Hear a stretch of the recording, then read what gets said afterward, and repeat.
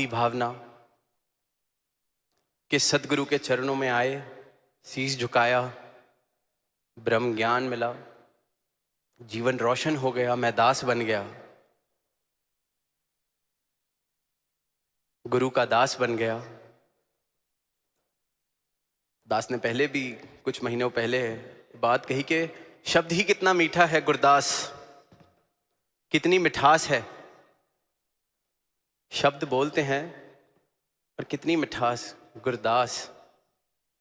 जब नाम में इतनी मिठास तो फिर गुरु के दास के जीवन में मिठास कितनी होनी चाहिए। अब मैं खुद को दास कह तो रहा हूं, सदगुरु का दास तो कह रहा हूं, पर जीवन क्या दर्शा रहा है, यह आत्ममंथन करना, ये मेरी अपनी जिम्मेवारी है, ये मेरा अपना फर्ज है। आज सुबह सेवा दल रैली के दौरान सवाल पूछा एक स्किट के दौरान नौजवान ने कि मिला ही क्या है सेवा से। तो दास के मन में यही भाव आया कि सदगुरु शुक्र है आपका कि आपने इन सवालों को बाहर आने की इजाजत दी, प्रेरणा दी। क्योंकि जो हिचकिचाहट में दब जाती है बात, वो जिंदगी भर संदेह बन के ही रह जाती है। क्योंकि वो किसी डर के मारे, हिचकिचाहट के मारे पूछा नहीं, बस मान लिया, तो फिर पूरी उम्र वो कश्मकश चलती रहती है, वो खेल चलता रहता है। कभी मेरा संदेह ऊंचा हो जाता है, कभी मेरा विश्वास ऊंचा हो जाता है, पर स्थिरता नहीं आती। और आत्मा मंथन करना है तो ये सवाल तो पूछने होंगे। सवाल चाहे कठिन हो, चाहे कड़वे हो, पर पूछने तो होंगे, खुद से पूछने होंगे, प्रश्न करना होगा। पर जब भी प्रश्न करें तो उत्तर प्राप्त हो सके उतनी जगह बना के प्रश्न किया जाए। यही फर्क है प्रश्न करने में और जिज्ञासा पूर्वक प्रश्न करने में। जो व्यक्ति जिज्ञासा, जिसे जिज्ञासु कहा जाता है, जो ढूंढ रहा है कुछ भी जीवन में, कोई भी कला सीखना चाह रहा है, कोई भी बात, या फिर भक्ति के मार्ग में बात करें, परमात्मा को चाह रहा है, भक्ति चाह रहा है, अगर वह जिज्ञासा पूर्वक मांगता है, जिज्ञासा पूर्वक पूछता है, तो इस बात का मतलब यह है कि वो मान रहा है जो मैं पूछ रहा हूं इसका उत्तर मेरे पास नहीं है, तभी जिज्ञासा है, तभी वो भावपूर्ण है। पहले अपनी अज्ञानता को एक्सेप्ट किया, स्वीकार किया कि ये जो सवाल मैं पूछ रहा हूं जिज्ञासा पूर्वक तभी हो सकता है जब मैं इस बात को मान लूं, एक्सेप्ट कर लूं कि जिस बात का जवाब ढूंढ रहा हूं वो मेरे पास नहीं है। बहुत कठिन हो जाता है जीवन में। देखिए, छोटी सी बात किसी को पूछनी बड़ी मुश्किल लगती है, क्योंकि ऐसे लगता है कि कैसा लगेगा कि मुझे इतनी सीधी सी बात नहीं आती, कैसे पूछूं। गूगल कर लेंगे, ज्यादा आसान है, निरंतर करते हैं। सर तो हिला दिया, जब सामने से वो व्यक्ति गया तो Google, chat GPT, everything is here for our rescue now. पर जिस पल में मैंने इस बात को स्वीकार किया कि इस बात का जवाब मेरे पास नहीं है, फिर पूछा, तो वो प्रश्न जिज्ञासा भरा प्रश्न हो जाता है, वो बात जिज्ञासा बन जाती है। और प्रश्न सिर्फ इसलिए पूछा कि सामने वाले को बताना है कि हमारे पास सारे ही जवाब हैं, फिर तो दुनियादारी में भी सारे प्रश्न पूछे जा रहे हैं। तो ये आत्ममंथन करना है। संतों की शरण में मैं जाता हूँ, संगत में मैं जाता हूँ, सदगुरु के पास मैं आता हूँ, यहाँ समागम में मैं आया हूँ, संगत में मैं जाता हूँ, तो क्या खाली होके जा रहा हूँ? खाली होऊंगा तो अवश्य भरूंगा। ये भी संकेत परमात्मा ने अपनी सृष्टि में बखूबी दिया हुआ है। किसी नदी में जाते हैं, एक मटका पानी, खाली मटका पानी भरने के लिए उस नदी में डालें, जैसे ही मटका जाता है पानी उस तरफ नीचे हो जाता है, खाली स्थान बनता है, और पूरी नदी उस खाली स्थान को भरने के लिए एक क्षण में आ जाती है, इसलिए हमारा मटका भरा जाता है। दस्तूर है। परमात्मा ने हर जगह संकेत दिया है, खाली होगा तुरंत मैं भरता हूं, खाली होने को तो तैयार हो। नदी के अंदर, दुनिया के कोने कोने में ये जो यूनिवर्सल ट्रूथ परमात्मा ने संकेत की तरह दिए हुए हैं, खाली तो हो, भरने के लिए तो मैं हर जगह हूं। एयर प्रेशर, वहां भी यही नियम। तो भाव ये है कि खाली होके प्रश्न पूछे जा रहे हैं, तो जिज्ञासा मान लिया कि नहीं आता, ये आत्म मंथन करना है। तो जीवन में, अध्यात्म में भी और जीवन के हर पहलू में कुछ तभी सीख सकते हैं।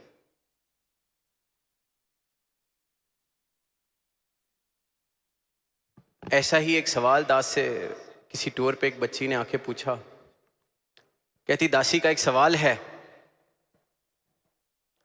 संगत में सुनते हैं कि निंदा नहीं करनी, पर अगर दिल हल्का करने के लिए किसी से बात करनी हो तो क्या कर सकते हैं? कोई चीज भारी लग रही है, किसी ने कुछ ऐसा किया है जिससे मेरे दिल को ठेस पहुंची है, मैं बहुत ज्यादा सोच रहा हूं उसके बारे में। अब दिल हल्का करने के लिए बात करूंगी तो जिक्र होगा, तो क्या वो निंदा हो जाएगी? आत्मा मंथन का विषय दिया तो दास ने सहज में यही कहा, अगर तो दिल हल्का करने के लिए बात करनी है, बेशक करें, जरूरी है। सुनते हैं कि how important it is to express ourselves. तो दास ने ये कहा कि दिल हल्का करने के लिए कोई एक मित्र या कोई एक ही परिवार का जन हो सकता है। आपका ब्रदर, आपकी सिस्टर, आपके फादर, आपके मदर, या बेस्ट फ्रेंड, बॉयफ्रेंड, हुएवर। तो दिल हल्का तो एक ही बारी होगा। दिल हल्का करने के बाद फिर तो आगे बढ़ सकते हैं। या दिल हल्का करने के लिए भी अगर मैं 100 लोगों के पास जा रहा हूं, दिल हल्का यहां भी थोड़ा सा, दिल हल्का वहां भी थोड़ा सा, तो वो निंदा का रूप बन जाता है। अगर भाव दिल हल्का करने का है, करना है, इंसान है, पर भाव किसी को नीचा दिखाने का है कि इसकी बात मैंने इसलिए की है ताकि मैं ये दिखा सकूं कि मैं इससे बेहतर हूं, जगह जगह जाके दिल हल्का करने का लेबल लगा के अगर इस प्रकार का व्यवहार कर रहा हूं तो वो निंदा है। ये भाव समझने वाला है, ये भाव देखने वाला है। अभी महापुरुष जिक्र कर रहे थे कि एक समागम 2-3 बारी करने को अवसर मिला, तो वो समागम मुक्ति पर्व का, जो इस वर्ष 3 स्थानों पर दास को करने का अवसर मिला। तो वहीं दूर देशों में एक भाव दास ने रखा, सारा परिवार बैठा है और एक मिसाल मुक्ति पर्व पर हम वर्षों वर्षों से सुन रहे हैं।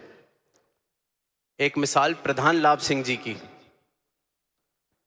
कि एक बार प्रधान लाभ सिंह जी शहंशाह बाबा अवतार सिंह जी के साथ उनकी गाड़ी में सफर कर रहे थे, संगत जा रहे थे या जहां भी जा रहे थे।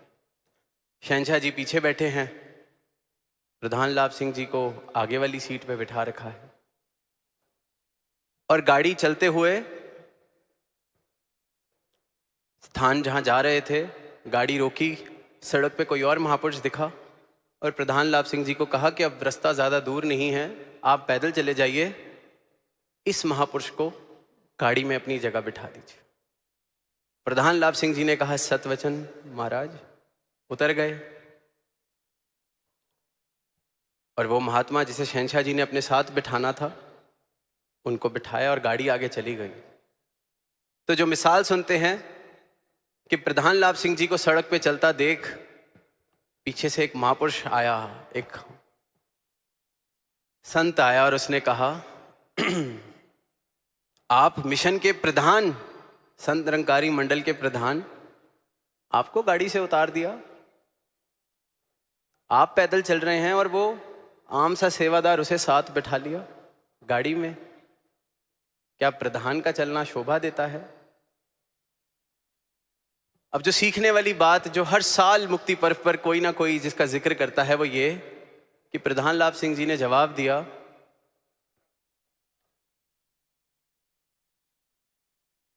कि तू खुद तो डूबेगा और मुझे भी डुबाएगा। तेरे ये जो भाव हैं, तू खुद तो डूबेगा और मुझे भी डुबाएगा। वो सदगुरु हैं, वो जो कर रहे हैं हमारे लिए भला है। मिसाल हम सुन रहे हैं, सुना रहे हैं। अब आत्म मंथन करने का विषय क्या है? मैं किस श्रेणी में हूं? प्रधान लाभ सिंह जी वाली, या वो जो महापुरुष जो इंतजार कर रहा था कि ये गाड़ी से उतरे और मैं उनके मन में ये भाव डालूं, आपको उतार दिया? मेरी श्रेणी क्या है? जब मेरे पास आके कोई मुझे ये कहता है आपको पीछे बिठा दिया, अनथक सेवादार हैं आप, भक्त हैं आप, आपको पीछे बिठा दिया। मेरी अवस्था क्या है उस वक्त? क्या ये चेतनता, क्या ये भाव आता है कि महापुरुषों आप खुद तो डूबोगे, मुझे भी डुबाओगे? या मैं भी कह देता हूं बात तो ठीक है, बात तो बिल्कुल ठीक है। आज संगत में वो एग्जाम्पल दिया कि थड़ा बना दो, थड़ा तोड़ दो, तो गाड़ी हटाने को ही जरा कह दिया। क्या मेरी गाड़ी को हटाने को कह दे तो मेरे साथ चलने वाला ये कह देता है अरे आपकी गाड़ी को नहीं पहचाना, आपकी गाड़ी हटाने को कह दी? मेरी अवस्था क्या है? क्या मैं उस पल में जवाब दे पाता हूं कि महाराज मुझे बख्शो, आप तो डूबोगे, मुझे भी डुबाओगे? मेरी अवस्था क्या है? आत्मा मंथन इस बात का करना है, इस बात का होना है। पास नहीं मिला, एक ही पास मिला, साथ वाले को 10 पास दिए हैं। मैंने किसके साथ अपने आप को घेरा हुआ है जो ये सवाल पूछने के लिए हमेशा मेरे आसपास घूमते रहते हैं? किस श्रेणी का संत मैं अपने साथ लेके चल रहा हूं जो वेट कर रहा है? पास नहीं मिला, आपको नहीं जानते, आप तो परिवार हैं, आप तो अंथक सेवादार हैं, आप तो गुरु के परिवार से हैं, आप तो जोनल इंचार्ज हैं, आप तो फलानी कमेटी के मेंबर हैं। मैंने किससे अपने आप को घेरा हुआ है? ये आत्मा मंथन मुझे करना है।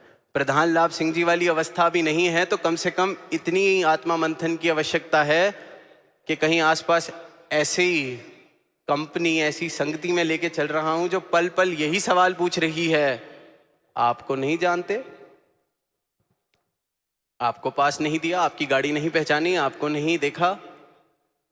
तो ये आत्मा मंथन मुझे करना है कि कहीं मैं तो नहीं डूब रहा, या खुद भी जो डूबने वाले हैं उन्हीं के साथ तो नहीं घेरा हुआ मैंने। जिस कश्ती में तरना है कहीं उसी में खुद छेद तो नहीं कर रहा। ये भाव, ये चिंतन, ये मंथन शुरुआत, क्योंकि इस दर पर आ गए तो आज दास थोड़ी उस रूप की बात ही कर रहा है कि यहां आ गए और फिर ये बात, फिर ये भाव, तो क्या ही बात बनेगी। मिसालें दे देना, बातें धरा देना, चीजें कह देना बहुत आसान है, पर जो कहता हूं क्या जीवन चल रहा है? या जरा सी कोई बात हुई और सामने से मैं कहता हूं मेरा इतना भी हक नहीं बनता, मेरा ये भी नहीं बनता। संगति, भाव, मिसाल सुलाने वाले ना हो, जीवन मिसाल बने। दतार ऐसी मेहर आप करो, ये जीवन हर गुरसिक का मिसाल बने। ये भक्ति जो आपने दी है इसकी संभाल बख्शो। एक कहानी पीछे पढ़ने को मिली। एक इंसान था गांव में रहने वाला। गांव में जो चीजें बनती थीं, कोई कुम्हार कुछ बनाता या कोई और चीज़ें, वो उनसे इकट्ठी करता था और अपने गधे पर लाद कर एक शहर में बेचने जाता था। यही उसका व्यवसाय। बढ़िया जिंदगी चल रही, शहर में भी सब उसको जानते, 4-5 दुकानदार जिनके पास जाके सब कुछ बेचाता था। अब एक दिन ऐसे ही शहर में गया तो सामने से एक आदमी चलता हुआ आ रहा और उसने देखा कि आज इसके गधे के गले में कुछ बंधा हुआ है, चमकता हुआ पत्थर एक बंधा हुआ है। गधे के गले में कुछ अनोखा सा चमकता हुआ बांध के घूम रहा है। अब जिस इंसान ने देखा, उसकी नजर परखने वाली थी, उसने देख लिया कि ये हीरा है जो उसने गधे के गले में बांधा हुआ है। जाता है, उससे सहज में ही पूछता है कि गधे के गले में क्या बांधा है अपने। कहता है पता नहीं, आज शहर की तरफ आ रहा था, रास्ते में कुछ पड़ा हुआ दिखा, चमक रहा था, पसंद आ गया तो मैंने इसके गले में बांध दिया। कहता अच्छा, चल ये मुझे दे दे, तुझे 10,000 रुपये दिए, ये मुझे दे दे। अब वो गधे का मालिक जो था, उम्मीद तो नहीं कर रहा, उसे लगा पत्थर 10,000 रुपये मिल रहे हैं, पर कहता नहीं, 20,000 दोगे तो मैं ये देता हूं। उस सामने से कहता है नहीं, 10,000 पत्थर दे दे। वो कहते नहीं, 20,000 में ही दूंगा, और आगे चला जाता है। अब जो हीरा पहचानने वाला था, वो जानता था कि कीमत लाखों की है, शायद करोड़ों की कीमत है। सोच रहा है मन में कि किस मूर्ख को ये पत्थर मिल गया है, गधे के गले में बांध के घूम रहा है। थोड़ी देर में जाता है कि चलो 20,000 दिए, बात खत्म करते हैं। पहुंचता है उसके पास और देखता है गधे के गले में वो पत्थर नहीं है। पूछता है उससे, अरे वो पत्थर कहाँ गया, ले 20,000 देता हूं। गधे का मालिक कहता है वो तो मैंने बेच दिया पिछली दुकान पर, पूरे 50,000 में बेचा है। अब वो जो हीरे को परखने वाला था कहता, गधे, मूर्ख, लाखों करोड़ों की चीज तूने 50,000 में बेच दी, अकल नहीं है तुझे। गधे का मालिक कहता है कि साहब, होऊंगा मैं गधा, होऊंगा मैं मूर्ख, पर फिर उस हिसाब से आप क्या होए जो 10,000 के पीछे करोड़ों की चीज छोड़ दी। मुझे तो नहीं पता था कि वो करोड़ों का है, आपने जानते हुए 10,000 के पीछे करोड़ों रुपए की चीज छोड़ दी, लाखों की चीज छोड़ दी। तो अगर मैं गधा हूं, आप क्या हैं?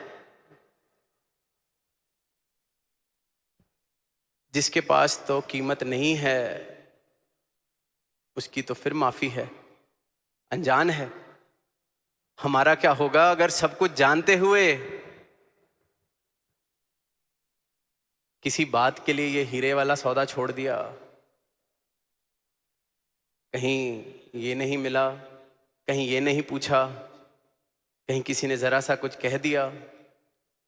उसने 10,000 के पीछे करोड़ों का हीरा छोड़ा, मैंने छोटी सी बात के लिए ये अनमोल रतन, राम रतन धन छोड़ दिया, सदगुरु का दर छोड़ दिया।